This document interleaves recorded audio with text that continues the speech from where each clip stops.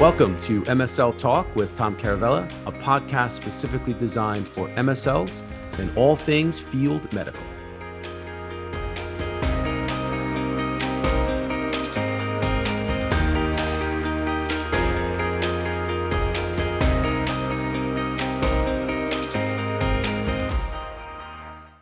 Hey guys, welcome to the podcast. My guest today is Linda Traylor. She is Senior Principal, Medical Affairs at IQVIA, and we talk about best practices for objection handling for field medical professionals. And Linda is amazing. She's been on this podcast before. You guys are really going to love this. I learned a lot. Don't forget to follow me on LinkedIn and Instagram and TikTok, and check us out for our MSL Talk live discussions, which are the first Tuesday of every month at 1:30 p.m. Eastern time, and that's on LinkedIn Live. Thank you. Hey, Linda, welcome back to the podcast. Thank you. I am glad to be here.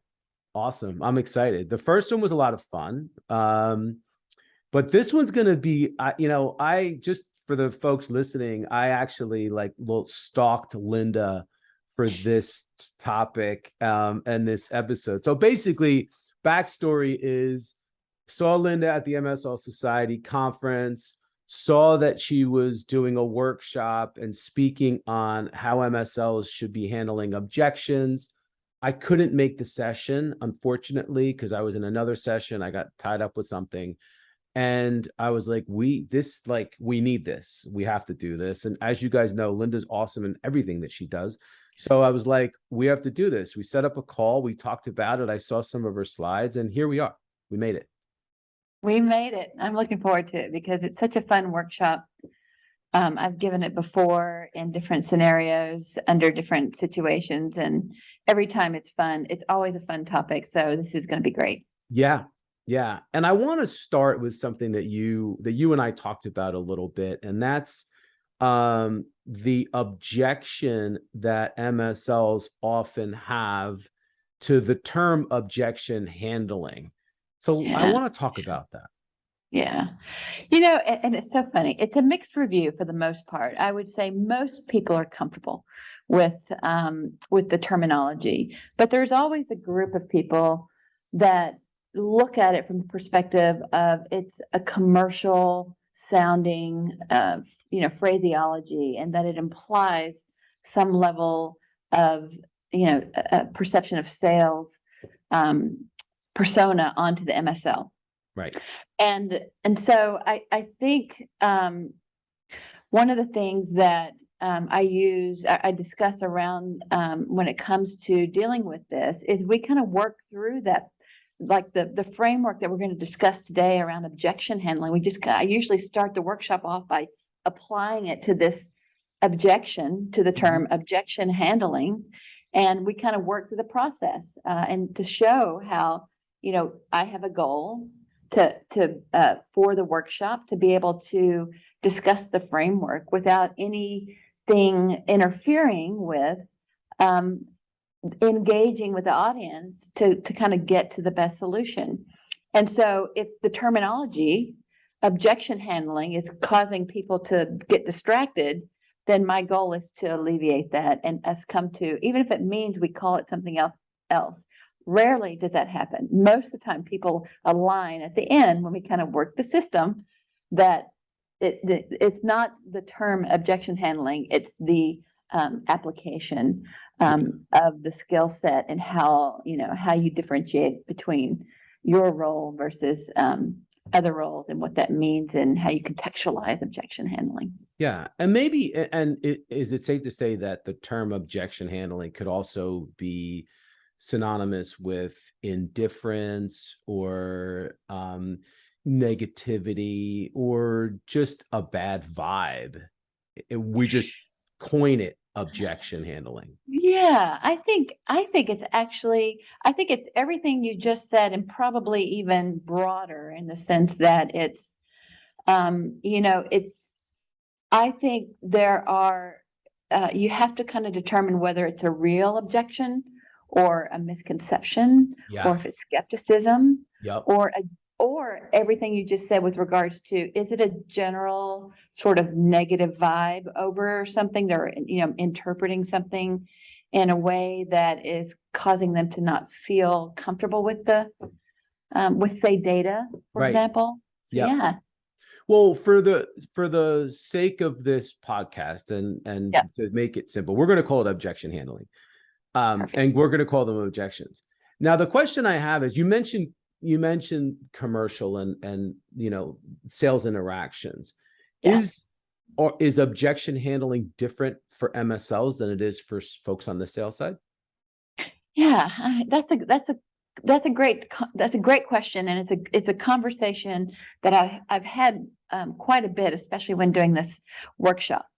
But because the roles are different, I would say it seemingly there are going to be differences in objection handling, the way that we approach it.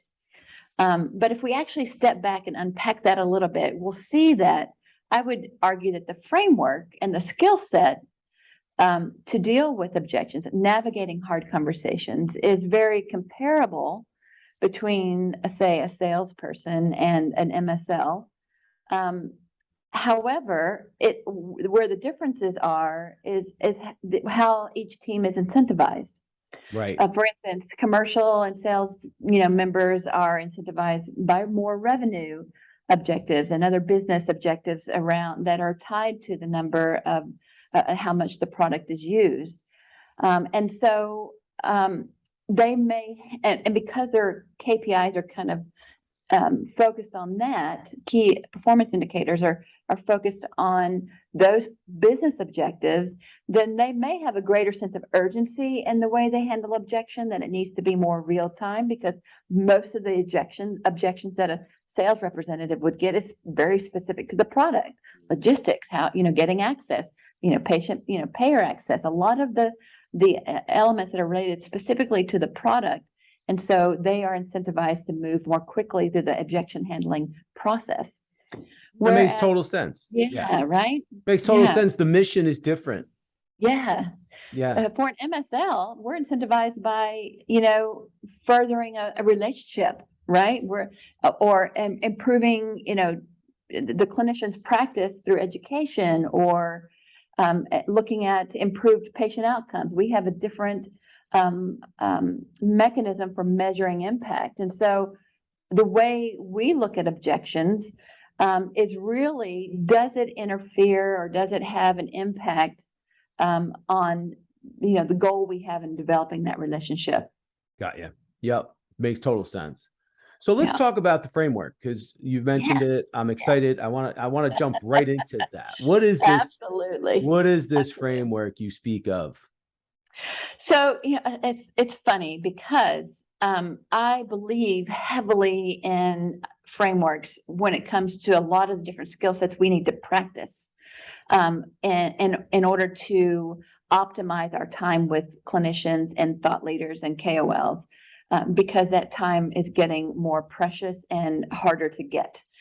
And so the framework that I use for objection handling, I call it the 5 E's. I like alliteration. That's one of my memory tricks, and so that helps me remember it. But the framework itself is not mine. It's something I've gotten from a couple of colleagues. Shout out to Richard O'Hare. Thank you for sending me your slides. But also, it's from reading a number of books on dealing with or having crucial conversations, authentic conversations. And so I have converted a lot of the different things I've learned over my career into, these 5 E's that I've then layered in with some very easy tips and, tricks in terms of navigating them. But they're hard. They're not straightforward. So, to accomplish, easy to say, a little bit harder to accomplish. So, number 1, encourage open communication. Number 2, inquire to clarify the objection. And I'll talk a little bit more about that in a minute. Okay. Enrich your understanding. Engage to categorize, and then endorse a resolution or next step.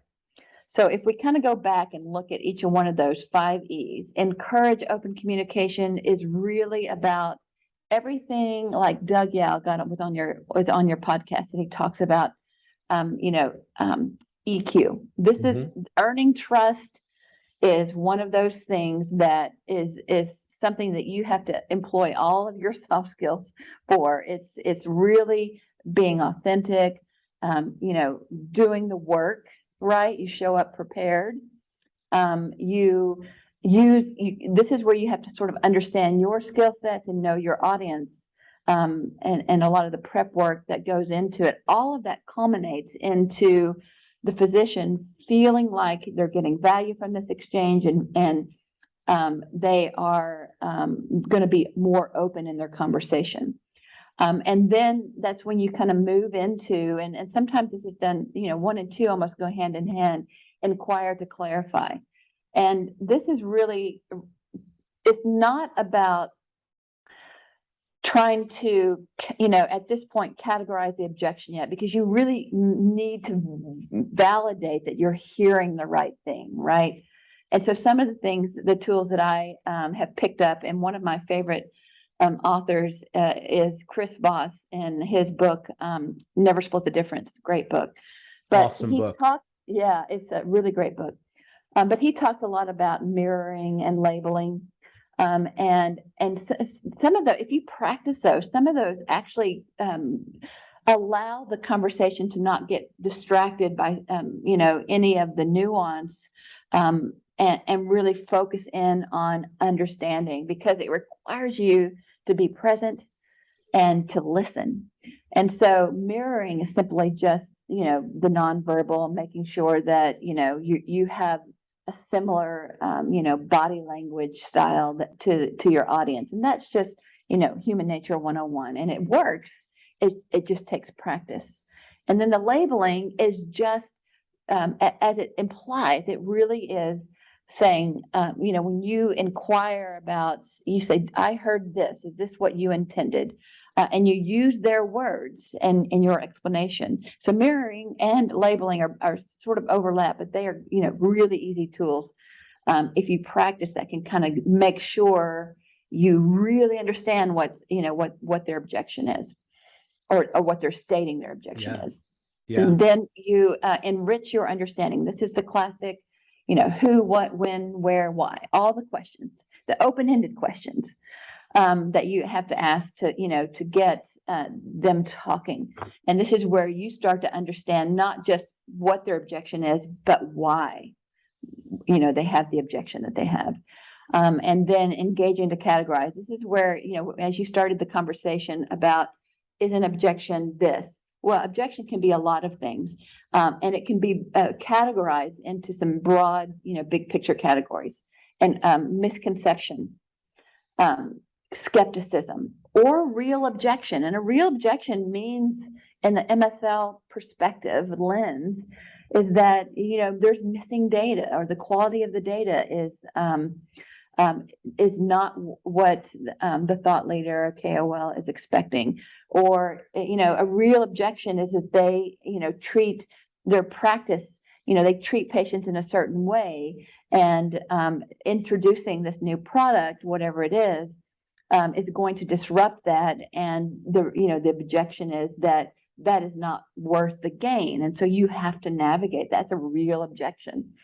So you really do have to figure out, because your approach to a misconception is completely different than your approach to say somebody who's just a skeptic, or some people call late adopters. They just have a tendency to kind of wait and see how it goes initially on the market. And sometimes you can navigate that, sometimes you can't. But part of building that relationship is really figuring out how to communicate and getting past that. Yeah. Then, it's so much awesome stuff. I mean, there's so much to unpack there. And I'm a huge Chris Voss fan. I read the book. I got to tell you, and I think it's something everybody should read. It's not about negotiation. It's not about it is, but it's really about anybody in life that's in a relationship that wants to navigate through and develop stronger relationships. So, for example, we're talking about objections or indifference, and he says negativity. He just uses the term, here's how you handle negativity. And to your point, He's big on mirroring and labeling to be able to show the other, to get in line with the other person more than anything else. So you mentioned Doug and emotional intelligence. Doug talks about emotional intelligence, EQ, a lot of discussion on empathy, because MSLs really need to be empathetic. Chris Fox talks about tactical empathy. Yes. This is all a part of tactical empathy. So if you're looking for kind of a reference point, I would definitely, or a source of reference, I would definitely either listen to or read that book. So Linda, when I think of handling objections, it makes me think that you go into the conversation and then you kind of handle them as they come. But you mentioned prep work. Mm-hmm. So how much of this really starts in the pre-call planning process? Absolutely. I was listening to some of your earlier podcasts, Tom, and I wanted to bring up, I listened to Angela's The Art of Storytelling and Andrea's Dealing with Difficult KOLs. And I think one of the universal threads in a lot of the podcasts on engaging thought leaders, field activity, is the pre-call planning and the importance of it.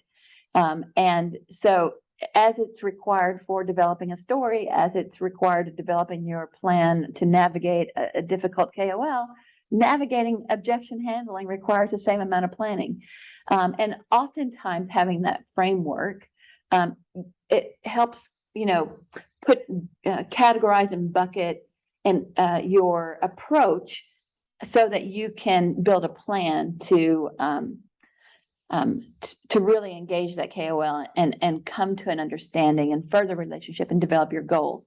So speaking of goals, part of the pre-call planning, regardless of whether it's objection handling, storytelling, or dealing with the difficult KOLs, because I think there's a lot of overlap there, is having a SMART goal for each thought leader. And again, this is another framework, and it's common, it's not mine. SMART goals, specific, measurable, actionable, realistic, and time bound.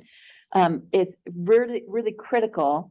It's a good approach, but there are others. I've heard of FAST and a couple other ways you can define and develop goals. But all of them agree that they need to be very specific and measurable. And I would say time bound is critical too. But for objection handling, you don't necessarily have to say, I'm going to set a specific goal for the objection handling. It's you set a specific goal for the KOL. And if the objection that they are bringing up does not interfere with the goal that you have for the KOL, then you may not have to actually address the objection. You may not have to handle it. You may not have to figure out the root cause and overcome it. To me, it kind of then moves over into the category of insight gathering. Right. It's an important conversation to have. It's important for furthering the relationship, and it might be useful information for the company to have and record. But if it doesn't interfere with your goal for that KOL, then don't get fixated on trying to handle every objection. Yep. That's and I guess that was going to be one of the next questions I had is that a good practice, is to pick and choose which objections you handle, or do you have to feel like, oh, well, I need to address every single one? Yeah. And I actually think that's one of the outputs of having a goal for your individual KOLs, is that you'll instinctually know whether or not you need to address the objection. Again,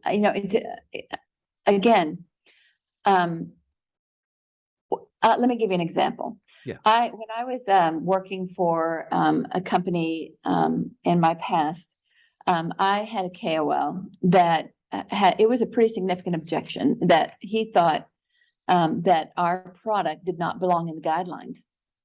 That's a pretty big objection. However, we have multiple product pipelines that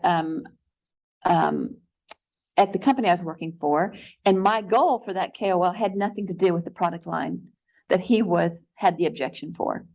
And so it was easy for me to navigate from, handling this objection to try and, see if we could come up with a resolution that either changed his mind or, helped him sort of get past it, to more just understanding it and making it an insight. It's a critical insight. But I was there to talk to him about a completely other product line and doing an IST around that product. And his opinion of this product didn't interfere with that.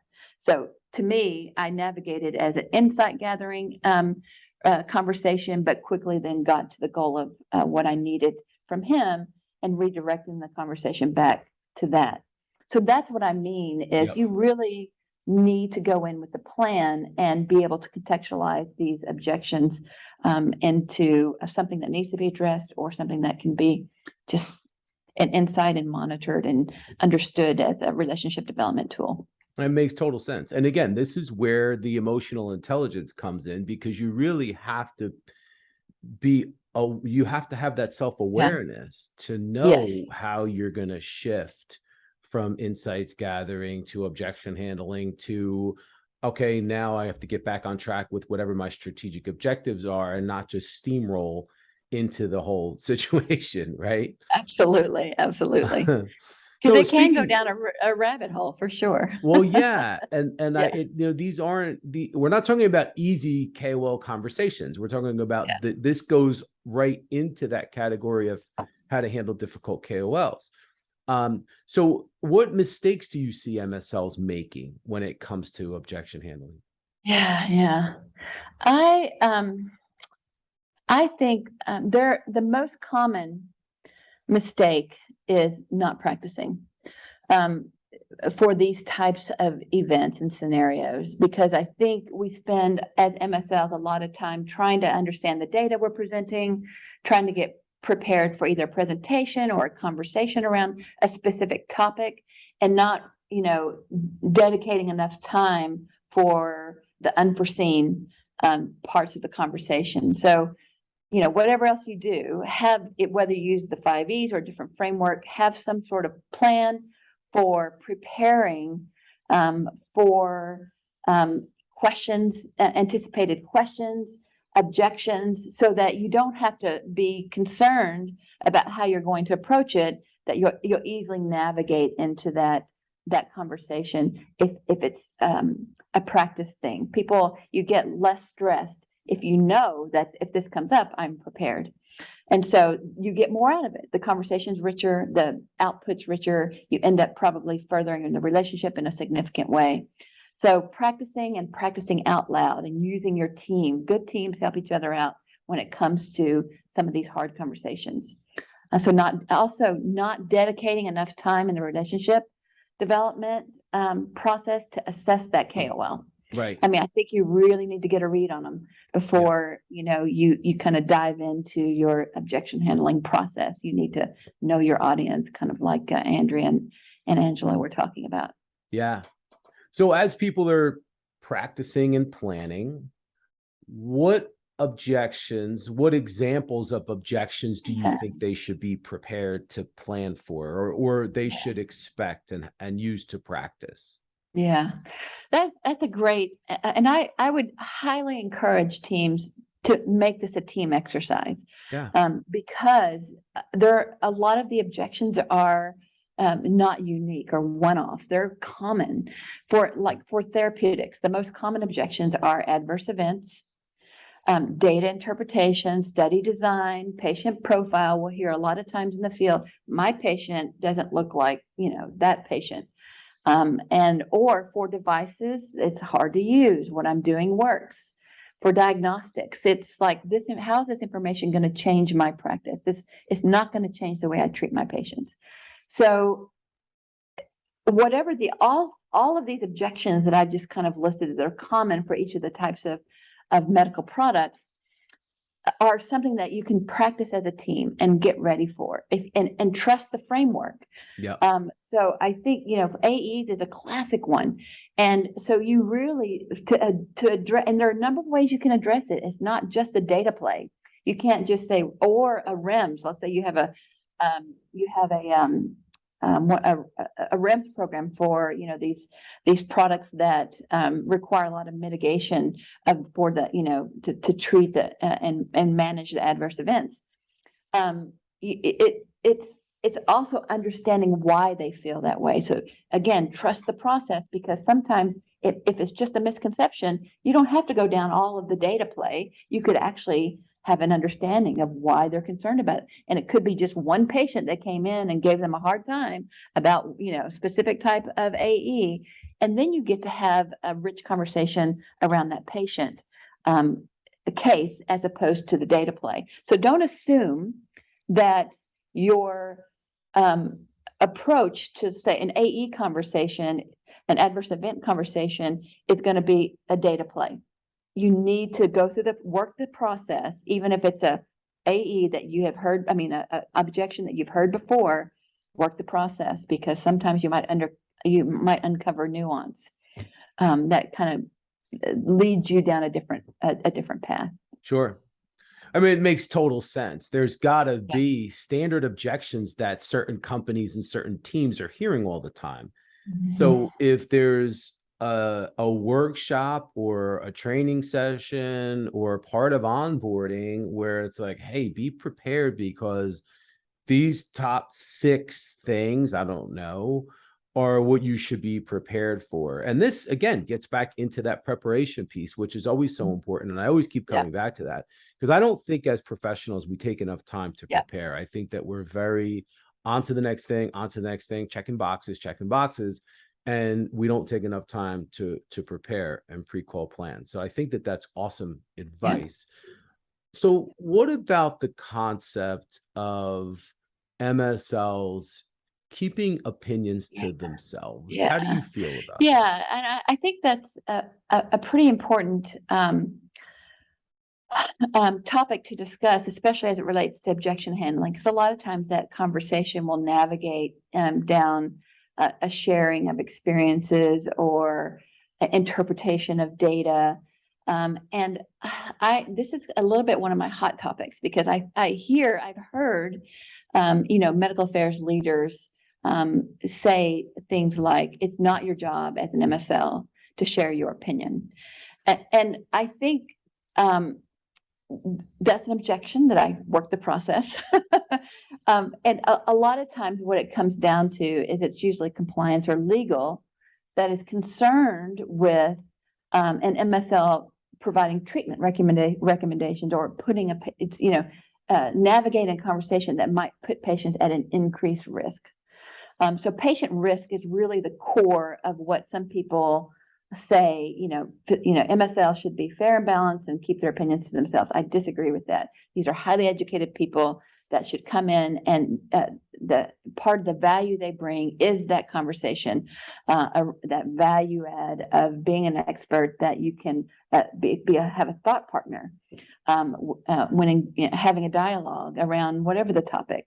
But stay away from any conversation that might put the patient at risk because the physician misunderstands or doesn't understand, or and it's related specifically to the label of the product. You should be able to easily say, this is the area where we don't go because it can impact risk to patient. But everything else here, disease burden, health economics data, real world data, all sorts of, reviews, competitive landscape, all of this is fair game for having that rich conversation, which includes you sharing your opinion. And it's critical for navigating objection handling.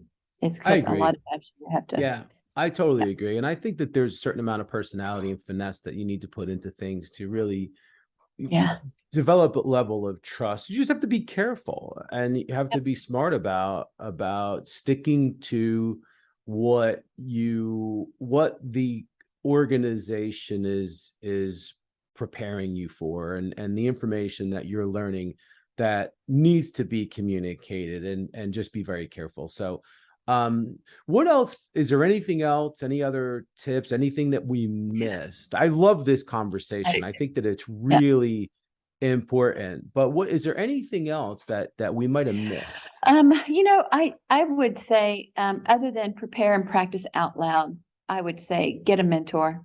If, I think a lot of times, everybody has blind spots, and I treasure my coaches and mentors over my career, and they have done a lot to kind of push me into thinking differently and trying to understand the audience perspective. So anytime you can get a mentor, I think that is something that's a major value add. You always win in that scenario. I think making sure, sticking to that teamwork theme, objection handling, dealing with difficult conversation is something that teams should be constantly talking about. So it should be it should be a regular topic at every team meeting that you have. And really, don't be afraid to put yourself out there. Got to put yourself out there. I love it. Linda, you're awesome. I mean, awesome. We should just do this, whenever you want to come on, whenever you have a brainstorm for an idea, let me know. Since I just found out during this conversation that you and I are both Chris Voss fans, I think we should do a book review. Let's go. Let's do it. Boom. I would love to do it. So we just gave away a little surprise, but that is something that we're going to do. We're definitely going to do that. Absolutely. I love that book. Awesome. I know, me too. I think it's amazing. And I'm actually listening to it. And I'm not even finished with it yet. So I'm actually literally it's crazy you mentioned it now, because I'm like towards the end of it, but I'm listening to it. And it's just, I feel like I need to go back and listen again because he's so amazing. 3 times. I've listened to it 3 times, and I've actually read it because the first time I listened to it was a couple years ago during the pandemic, when I was just consuming lots of books at that time. But I listened to it, and it was just like, you're probably doing the exact same thing right now. Holy cow, this is a lot of stuff here. So I listened to it again. Then I bought the Kindle version, and because they have some worksheets at the back. Yeah. That I'm using, but I just find it's such an incredible resource, and I follow the Black Swan group too, so it's really great. Awesome. Well, we'll leave it there. Thank you again, Linda. You're the best. You're the best. Thank you guys all for listening. We're really appreciative, and thank you for sharing and telling your friends about it. Awesome. Take care, guys. We'll see you soon.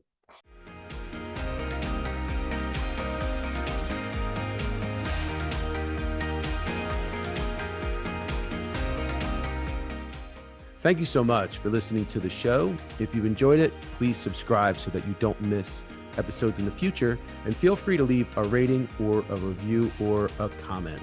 Thanks again, and I look forward to seeing you again soon.